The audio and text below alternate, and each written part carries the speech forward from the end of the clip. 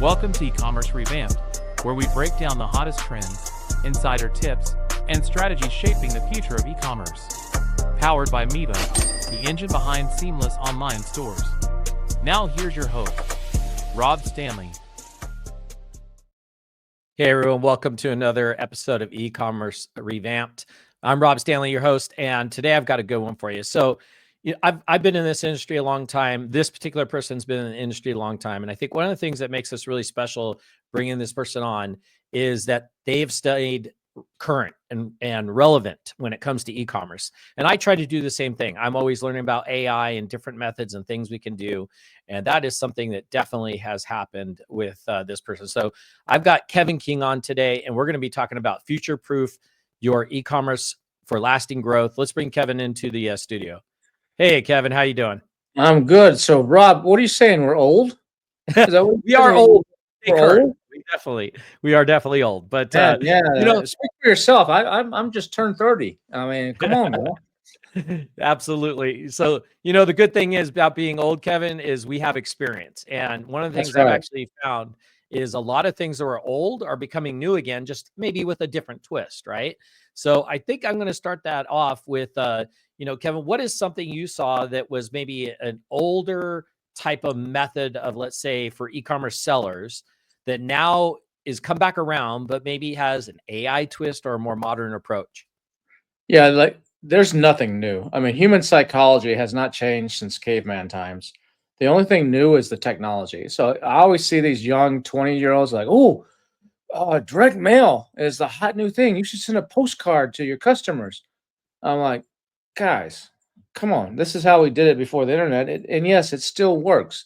But they think it's a hot new shiny object. It happens across multiple things. How to Win Friends and Influence People was written over 100 years ago. And all the top books of Think and Grow Rich was over 100 years ago. All those principles and all that psychology still applies today. Some of the great minds of advertising in the 50s, Ogilvy and all those guys, 40s and 50s, Ad Men, the TV series was based on them. All that stuff still applies today. Just the technology and the delivery mechanisms are different. You have social media instead of a newspaper ad, or you have something else instead of you have a VSL instead of a direct mail, a long direct mail letter that's 7 pages long. It hasn't changed, but what's coming back around is what I'm seeing a lot is a human touch. I mean, we probably will get to some of this, how AI to future-proof your business, but in a world where everything's becoming artificial and AI and everything, people are longing for that human touch. And that's why you guys are doing the event that you do. And events are tough. I mean, getting people to get out of their house and go to an event. Some people are like, I'll just watch this on YouTube. I'll just listen to the podcast. I don't need to go to the event. But no, I think you're going to start seeing more people flip their mindset. And I actually need to go to an event because I need to be around real humans and real people. And some of this I could learn, but just hanging around with them at the bar, or having lunch with them or whatever. And I think that's a big thing that you're going to start seeing is more of that. And that goes back to also, like I say, in direct mail and sending out postcards. Postcards still work. And, some people call it junk mail, but postcard is actually cheaper than a Facebook ad. I mean, if you're paying $1 a click to get a Facebook ad, and you're converting, 5% of the clicks, which would be considered very good for Facebook, that means you're paying $100 to get 5 people to click. Well, you can send out 100 postcards for 60, 70 cents to actually and get 10 or 20 clicks. That's even highly targeted of a list that you control. All 100 people are going to see that. If you advertise on Facebook and you've got your own built-in audience of 1,000 people that have joined your group, or they've liked your page, or they've followed you, there's no guarantee that 100 people are going to see your post. Maybe 20 of them will see it. And if those people interact, then Facebook shows it to 50 more. If they still interact, then it goes on out. And you have no idea who's going to see it. If I send 1,000 postcards, 1,000 that I know are my fans or my audience, 1,000 people are going to see it. Now, they may be sorting it over the trash can, and they may, but if it's a postcard done well, and you do it right, it'll stop them at least, just like stopping the scroll. It's the same concept of stopping the scroll. and you can convert a lot of people because there's not as much competition in the mailbox. When I go to get my mail, there's a few bills and a couple magazines, and that's it. I'm not distracted. I'm looking at this in my hand. I'm not distracted by all these other freaking bells and whistles and flashing lights and shit that you are online. So that's where a lot of people, what's old is not new again. What's old is working again, or something to that effect is a better saying. And it kind of like, I guess back to our original thing. Yeah, we're old because we knew this was what we did 30 years ago, and everybody else thinks it's the new thing. And Yeah. yeah, I'm seeing a lot of that. A lot of that.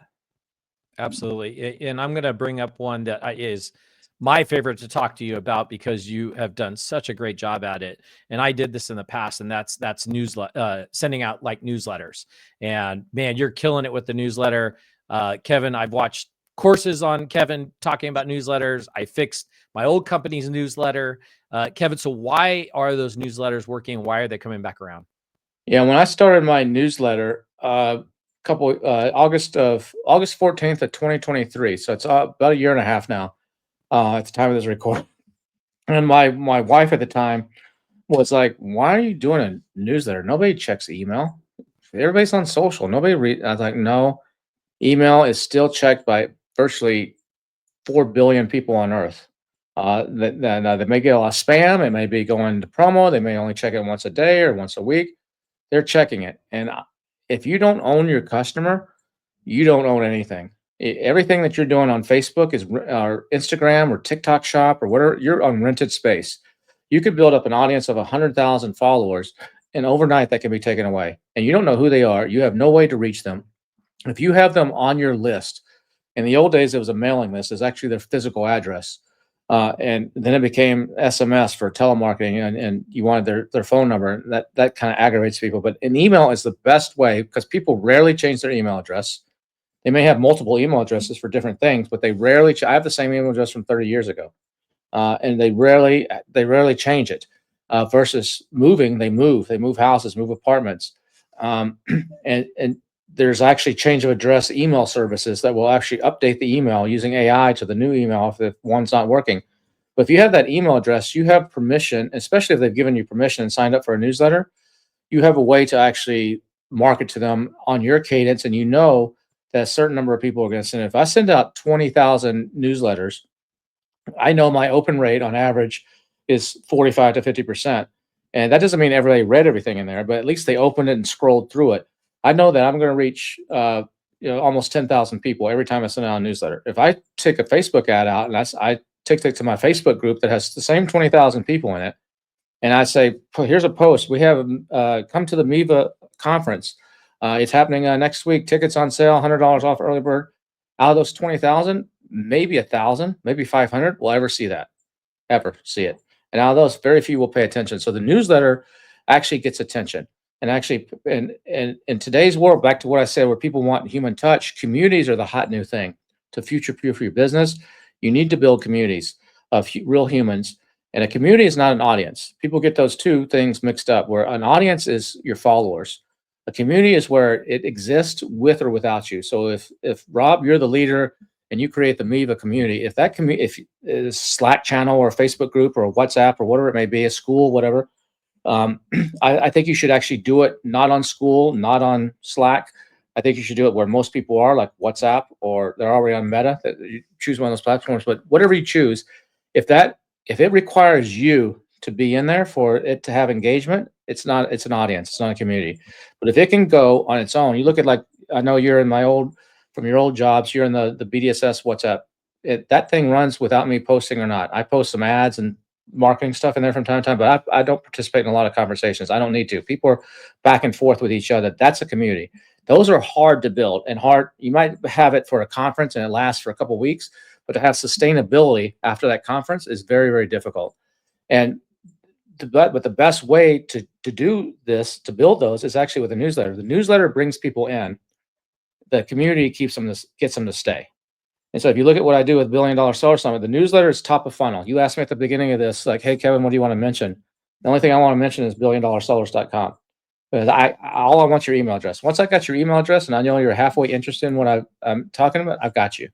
And I'll some of you will go away and you don't like what I have to offer. But if I send you a newsletter with your permission, because you signed up for it, every Monday and Thursday, I send out a newsletter. And this is not a marketing email from the company like, hey, we just promoted Rob to the new position. Oh, look, we just announced a new feature. You can now upload 1,000 products instead of 50 products. That's a company announcements. That's not a newsletter by my definition. That's a promotional email. A newsletter is actionable stuff. Here's how you use Miva to actually. Did you know you could do this with Miva, and this will 3x your conversion rate because you can put this picture and add this video, and if you say this in the video and tell them to hit this button, it's going to do this. They're like, oh, that's value. So you constantly add value or news from the industry or whatever, and you keep doing that, and over time, people start to trust you. You've known me from other spaces, and I've spoken I've been on 150, 200 podcasts, different podcasts at least.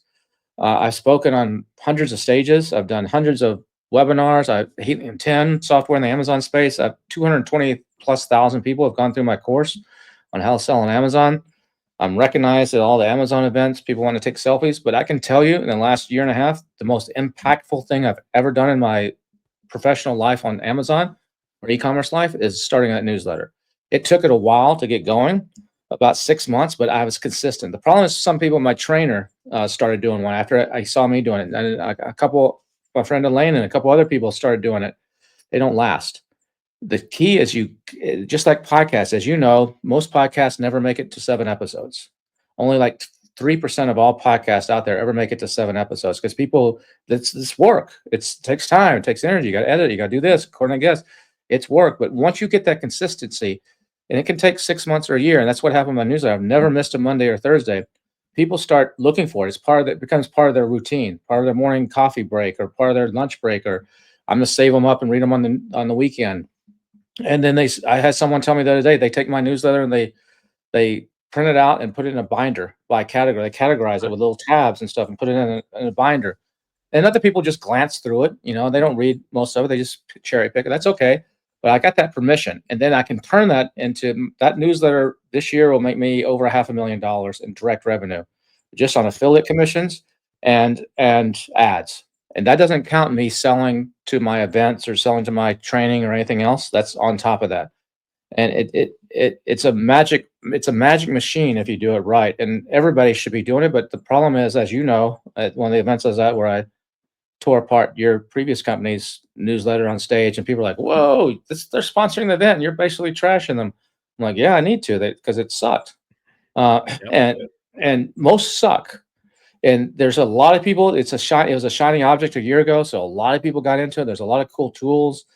And it's not my first time in newsletters. 20 years ago, around 1998 to 2002, roughly, I had a newsletter then, and we had 220,000 people that got it. This is before any of the cool tools that we have now, any of the cool monetization stuff. But that newsletter was aimed at men, and we featured pretty girls, not nudity, not naked stuff or porn, but just pretty girls. So we had a news section that was like, this is before AI or all these RSS feeds and stuff existed. I had 2 guys that their job was to find every story that was written about anything to do with pretty girls. That could be Farrah Fawcett. That could be Vanna White on Wheel of Fortune. It could be Hugh Hefner did something. Anything. It could be the Dallas Cowboy cheerleaders, whatever it was. And I would pick 5 stories as headlines, almost like a Drudge Report. And then we would put a puzzle, a joke. We would put a photo of somebody. We would put a game, interactive game, and a couple other features on it. And we'd send out an email daily. And you could pick the time of day. We had a cron job that chose the time of day that this thing would go out. And so we would get on Howard Stern sometimes, and it'd blow up our servers. And we grew this, and we leveraged off the back of that 2,000 or 3,000 people into a $30 a month membership. And then other people buying physical products, tons of like calendars and DVDs and trading cards and all kinds of physical products. And it worked really well until Can Spam. Can Spam came out, and all of a sudden, all of our emails started going into spam, and nobody was getting them. So we backed off of it.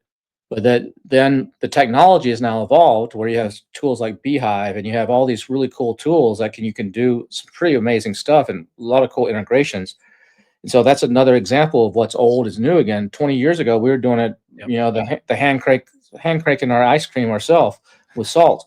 And now, we're doing it the Tesla way. It's all automated with robots, basically. Absolutely. And so that's where it's going. So sorry, that's a long-winded, answer No, to your question, but that's a great answer.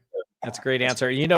What basically Kevin's saying, and I love your newsletter, and I am one of those people that kind of picked through it because I'm not fully in the Amazon world anymore. I'm in the e-commerce world. So, but there's a lot of AI stuff in there. There's a lot of Yeah. tips in there, between Kevin's newsletter, Ritu Java's newsletter. I love it because, it's very AI based. I get a lot of information from there, and I'm in a lot of groups, like Kevin said, and there's a lot of things that pop up in there. And guess who's reading it every morning, skimming through it, looking for what's going on in the industry, what is something new, that I could relate to e-commerce, or heck, for me, doing video editing again, creating content again.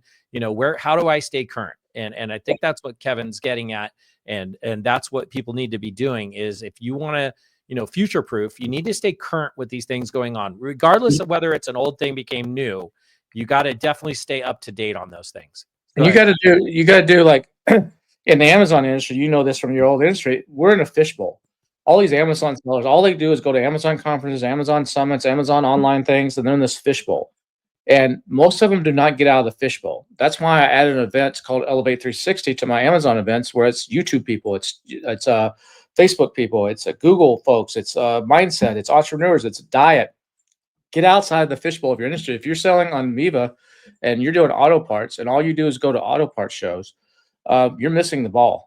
You've got to expand yourself into, especially now AI, but into other genres of marketing. I just had Perry Belcher. Perry Belcher, a lot of you may know, is one of the top copywriters, top marketers alive today. He came to an event I did 2 weeks ago here in Austin called Market Masters. It's a think tank. He just showed up one afternoon, as a guest. He sat in on 2 of the think tanks, and these are people that pay $5,000 to basically have their butt teared apart by experts. So there's 8 experts around the table. The first hour is questions, the second hour is solutions, but they basically spare their soul in their business. All the numbers and everything are like, I need help because this is not working, or I'm trying to expand here, or what should I be doing? And I curate advisors, and it's a magical event. Everybody says it's the best event they've ever been to in any space. And I've done 2 of them now, and each one of them it's crazy, the value. But Perry came, he sat on an Amazon seller from Germany who's doing $10 million a month. I'm sorry, not a month, a year, $10 million a year, selling one SKU, a travel pillow. He was right place, right time, and now he's having some trouble expanding, and some sales are going down. And we came in, and he showed his listings, and we're like, your listings suck, your branding sucks, this sucks. You were just lucky. You got a little review moat or whatever. And Perry, he commented today, I was on a driven mastermind call with him. He had me come on and talk about some Amazon stuff, and he's talking about, yeah, I was blown away. I went to this event, and I was on the panel for this guy that's doing $10 million. And you look at his stuff, he doesn't know anything about marketing. He's just by default there and just lazy. If us marketers in this driven conference that know how to do all this stuff came in here, we could blow this thing up. There's massive opportunity. And it's the same for a lot of you out there. And no matter what industry you're in, whether it's Amazon or auto parts or adult novelties or whatever it is, get outside of that world. There's massive opportunities for people that aren't lazy or just sticking with the status quo. And that's part of the problem is sometimes some of these companies, they're run by people in their 50s, 60s, 70s who are about to retire. And they're like, everything is good. I don't want to mess up my retirement. We don't need to integrate AI. We don't need to integrate this or that. Everything is good. Let's just keep going to status quo. And those companies are going to go away. AI is, we can talk about that in here in a second, but AI is about to change the entire world upside down. Yeah, absolutely. And, I'm glad you brought that up, because I do want to talk to you about, either AI newsletters you could reference that people can stay up on, or AI tools you're using, let's say, for newsletters, or anything that you think would kind of help people kind of stay up to date or give them an advantage to kind of catch up even. Well, Ritu's new, if you're in the e-commerce space, especially Amazon, but she covers also Ritu Java, who's speaking at your event. Her newsletter is really good. AI for e-commerce. I cover a few things, but if you want, the one I follow the most is called Superhuman. I think it's about 1 million people get that. There's several of them out there, but that one I think is the most concise, easiest to read, keeps me up to date on everything. It's called Superhuman. And you should probably Google Superhuman AI, and I don't think the link is superhuman.com. I think it's something else, but that's a really, really good one. But AI is about to change our complete industries. I mean, AI is more, and is probably as important as the invention of fire, more important than the invention of the wheel. And most of us have dabbled with AI. I think ChatGPT just crossed 400 million users, but that doesn't mean that's not paid accounts. There's like 10 million paid accounts. So most of these people just dabbling. They're just going on and asking a question like they would Siri. They have no clue. They're like, "Oh, that's pretty cool. It just told me the recipe."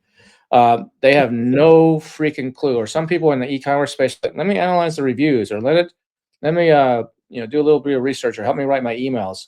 That's all great. Do that, but that's just 1/10 of 1% of what AI is about to do. And combine that with quantum computing. In the next, Tony Robbins just mentioned this actually at a conference I was just at Funnel Hacking Live, and he was speaking. He mentioned this at the beginning. He's like, the next 3 to 5 years, 10 years at the outset, but the next 3 to 5 years is going to change society more than anything that's changed in the last 2,000 years.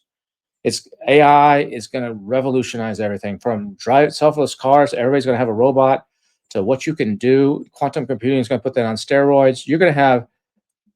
There's this saying that you're going to have one person, $1 billion one person company. And I don't know, it might be a two-person company. One person might be able to pull it off, but you might need a second or third person. But definitely one person, 10 million, $100 million companies, because what's going to about happen this year is the world of agents. And if you're not paying attention to this in e-commerce, and a lot of you are here in Miva are in e-commerce, you're going to be left behind. You don't need to be an expert in AI. You just need to be one step ahead of everybody else. And you need to be paying attention, because agents are about to change everything. Agents, if you don't know what agents are, maybe you've dabbled with something like make.com or some of these automation tools. Those are mostly like if then else in their flow charts. And that's like a rudimentary agent. But these agents in AI are going to be able to think for themselves. So if I'm an e-commerce seller, I'm going to have an agent that its sole job is to find me new product opportunities. It's trained on an LLM. Its own little LLM is self-contained, working on its own without me having to push buttons. And it's constantly going out there looking at the latest trends on Google, the latest stuff in the industry, monitoring all this massive data. The world's data is out there. And it's going to be and come back and say, oh, this particular, looks like there's going to be a trend for, I don't know, some sort of special rubber on tires for an automotive seller. And it's going to cause these 4 things. You're going to need something to actually fix the problem. It's a special tool that fixes the rubber. But this is the trend, and this rubber, because it's cheaper, and this and that.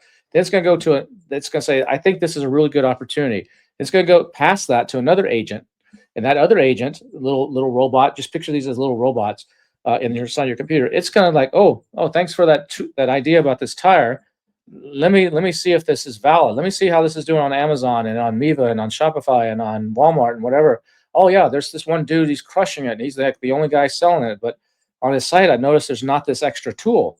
Maybe you can come in with this tool, and it's gonna like do all this stuff, and then it's gonna pass it to another one and go, oh, we need a way to promote this. Who are the influencers in this space that would be good, that's done posts in the last month that have talked about this, this, and this?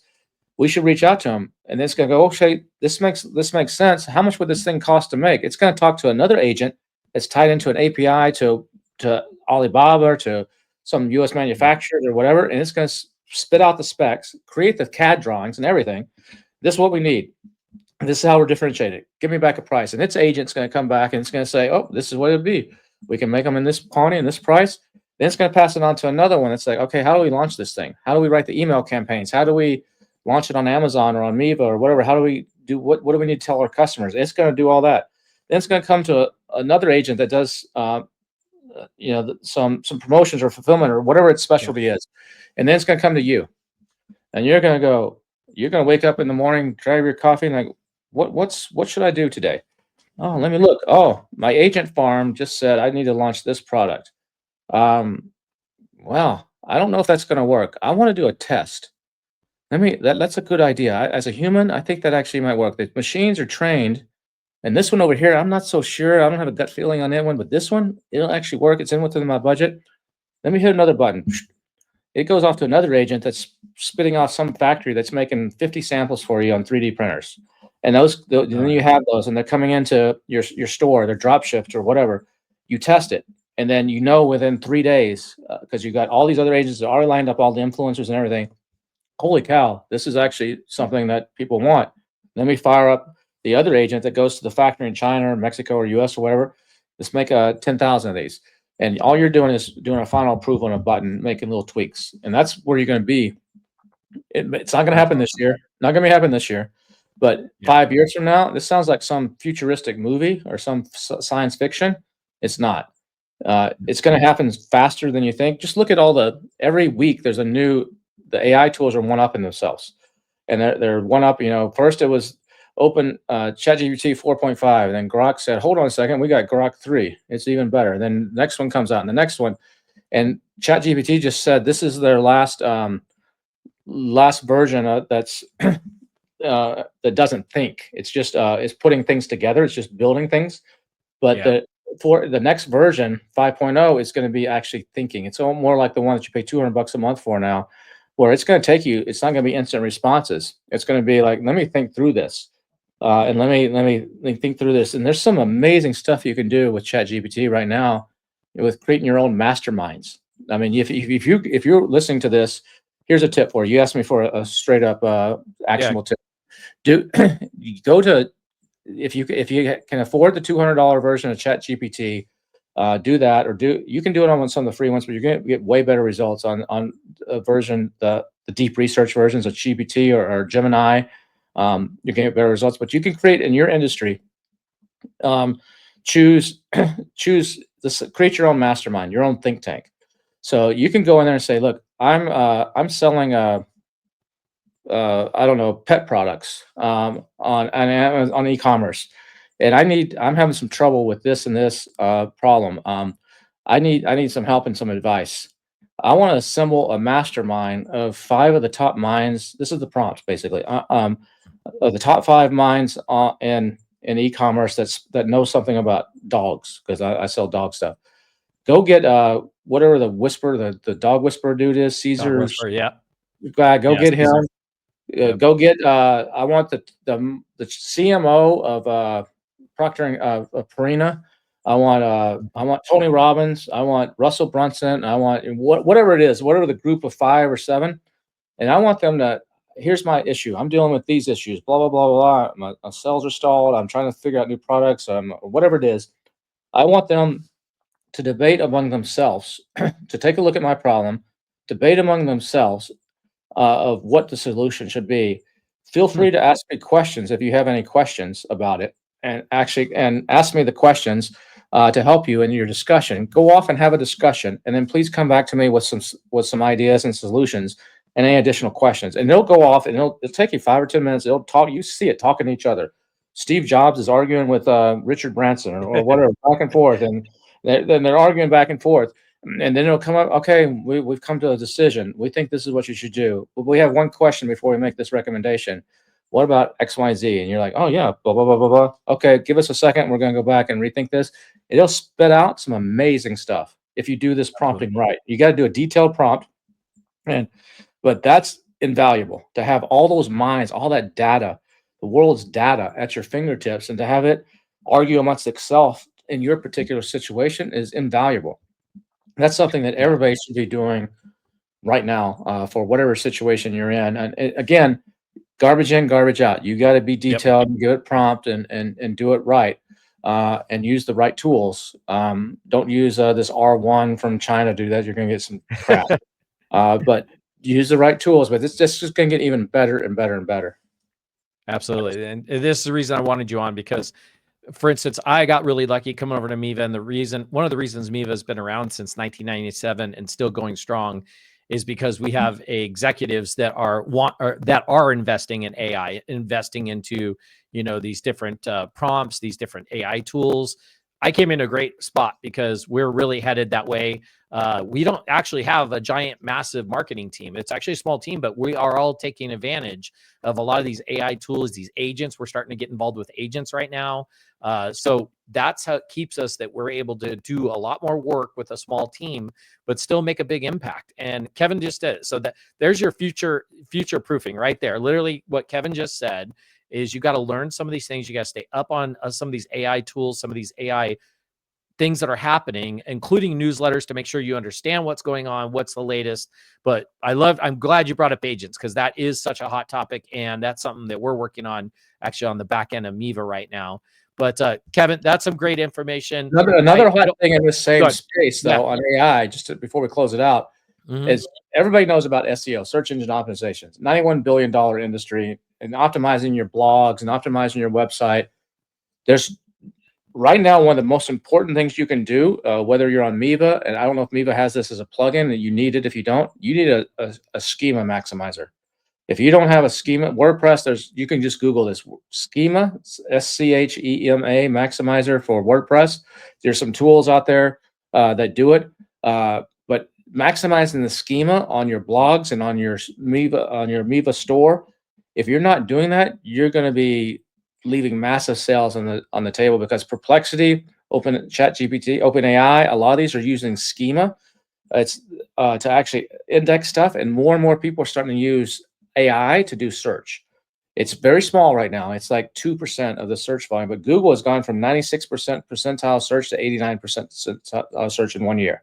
They've gone down, and a lot of it's migrating off to Amazon, it's migrating off to TikTok, but a lot of it's going to go into AI. And it's not just that; it's also, look at what Alexa or Amazon just put out with Alexa Plus.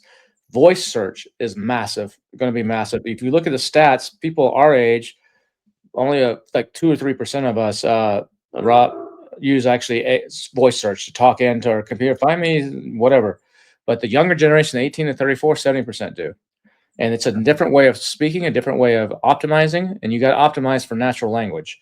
If you're not doing that with your listing, with your blogs, with your website, you're going to be missing off some major future opportunities. And then if you're not optimizing for the AIs, they call it, there's a new industry popping up called AEO, which is basically optimization, AI optimization. And if you're not creating stuff to sell to the AI bots, this, whether you're selling on Amazon, there's Cosmo and Rufus and now Alexa Plus. If you're not selling to the Perplexities and OpenAIs and Genesis and Geminis and Groks and stuff that are indexing your website, your e-commerce stuff and your blogs, you're going to get left behind. Right now, you got to kind of ride this like line between the two of them, but it's going to become more and more AI. And if you're not optimized to sell to the AI first, and it's a change of thought. A lot of us are selling to keywords. We've been doing Google ads, or we've been doing Amazon ads or whatever, and we're aimed at keywords. Now it's going to become more search intent and more avatars that you need to be. And that's what the AI, and it's very good because the AI has all this data, and we've been able to control it by SEO, like we gaming the system. On Amazon, the ways from your old world, we game the system with keywords and use tools like Data Dive and Helium 10, Jungle Scout, where are the opportunities, and slide in there. A lot of that's going to go away because the AI has all this massive data, and everybody's search results are going to be different, not just because they live in a different city like they are sometimes now, based on inventory levels or whatever, but they're going to be different because they know everything about you or what you're doing, and they're going to customize it for what it thinks is best. And if you're not optimizing towards avatars and you're just trying to get keywords, you're going to be leaving a lot of money on the table. Yeah, absolutely. You hit it on the head, Kevin, and that's a great segue to kind of shift over, because I do want to give everybody, I want to give you a plug, and I want to give a few others a plug. So a few things we did cover here for those that are listening. For those that are watching, go down in the details section below, and I'll have a bunch of these things already listed. Take a look at Kevin King's newsletter, which you could just head on over to billiondollarsellers.com. I'm putting it up on the screen for those listening, billiondollarsellers.com with sellers with an S on the end.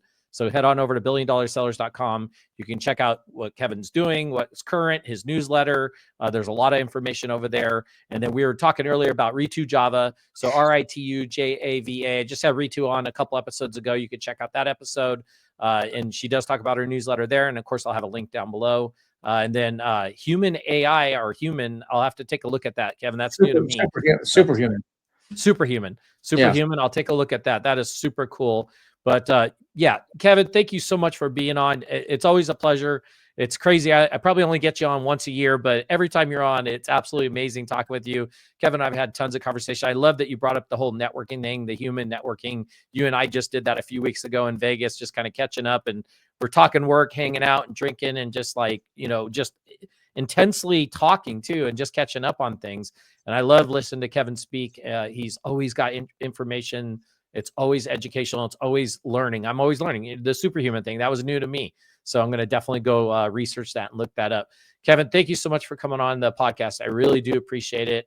And yeah, everybody, please go check out billiondollarsellers.com. And Kevin, I'll see you on the next episode. Take care, man. Thanks. Thanks for tuning in to Ecommerce Revamped. Ready to take your e-commerce business to the next level? Visit Miva.com for the tools to build seamless online stores and unforgettable customer experiences. Until next time, keep your carts full and your customers happy.